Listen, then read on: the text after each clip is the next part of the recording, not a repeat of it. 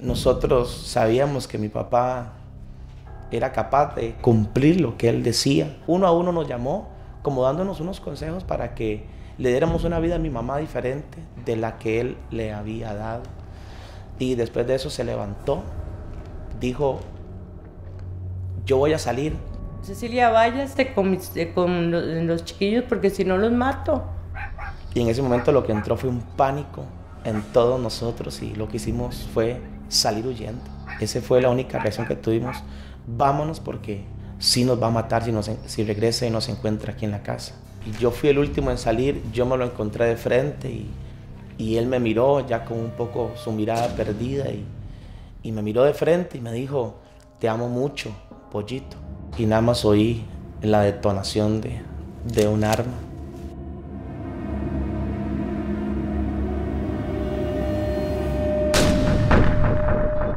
Yo nada más lo que oí fueron todos los vecinos donde se arrimaron y me gritaban así, Cecilia, se mató el señor. De esa forma llegó a su fin el último intento de su padre por superar el alcoholismo, una enfermedad que había separado a la familia una y otra vez desde que Jason era un niño pequeño.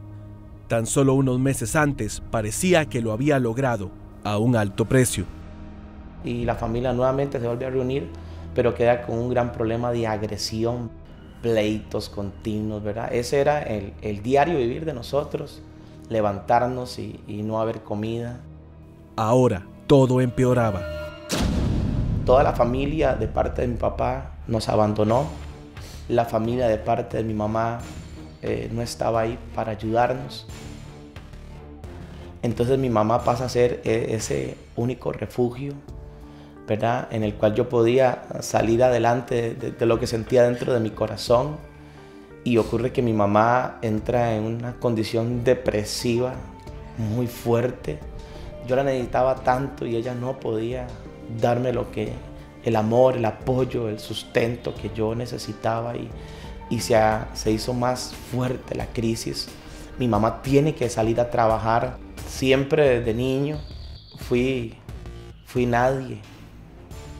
A pesar de que era inteligente, en la escuela siempre fui el más pobre, el más humillado, el más rechazado, el más miserable. En la calle descubrió que, en realidad, no estaba tan solo como pensaba. Y una de las cosas que primeramente me parecían muy extrañas era que pudieran estar todo el día fuera de sus casas. Estaban como en la misma situación mía, solos. Siempre estábamos en las esquinas. Ellos se dedicaban a eso, a asaltar, se dedicaban a robar para sostenerse económicamente y poder sostener sus vicios, ¿verdad? Se dedicaban a la venta de drogas. Me atraía mucho al estar con ellos. A los 20 años ya era más que un miembro de la pandilla. Entonces empiezo a producir más violencia, empiezo a poner respeto,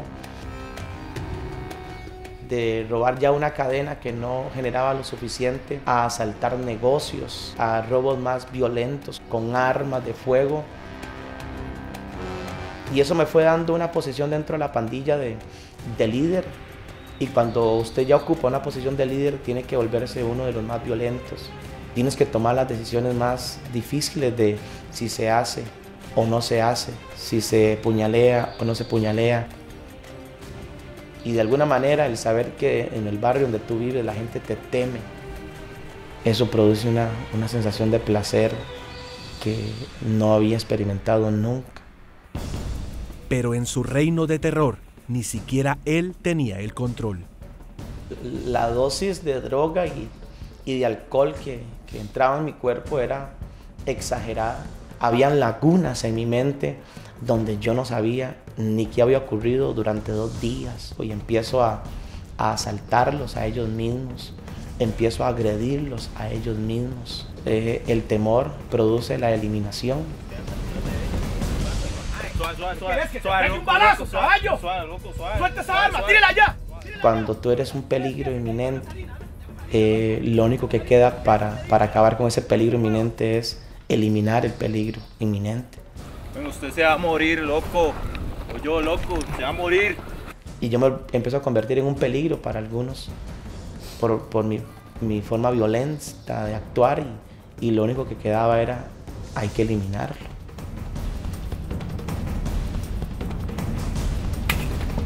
El corazón y me lo pondré en mis manos. No me mates, loco, lo que te he hecho, loco. Como había ocurrido antes, Jason era incapaz de recordar cómo había escapado. Unos días después, su madre le daría todos los detalles de lo que había hecho una de esas noches que no podía recordar. Había pasado una serie de problemas, andaba muy drogado, muy alcoholizado. No sabía en sí qué había ocurrido una noche anterior, pero a la mañana siguiente mi madre se despierta y me dice, Jason, estás tocando fondo. ¿Qué hizo? Yo no me acuerdo nada. Que estabas calentando la comida y en la cuchara y me decías que era la olla. Me agarraste del pescuezo y... Yo a usted, yo Sí, lo que sea menos usted, hacerle eso. Usted sabe que yo mi respeto ante usted. Y cuando mi mamita me dijo eso, yo sentí que ya estaba hasta destruyendo lo que tanto amaba, ¿verdad? Lo único que tenía.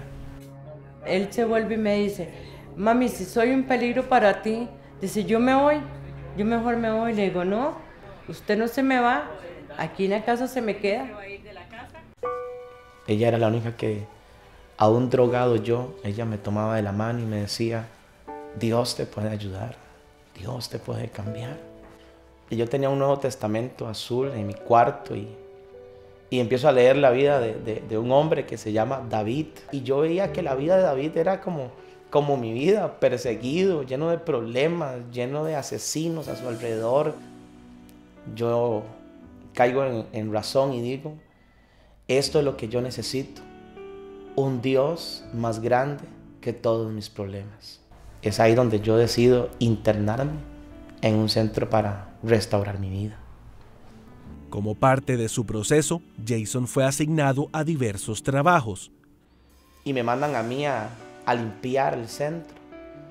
Y cuando yo estoy barriendo el centro, escucho una canción, un canto donde la persona que lo interpretaba decía, gracias Señor, en la cruz diste tu vida, lo entregaste todo ahí. Empecé a oírlo y yo empecé a sentir dentro de mí y a entender que Jesús había muerto en una cruz para perdonar todos mis pecados y por más duro que había sido mi vida, Él la podía hacer nueva.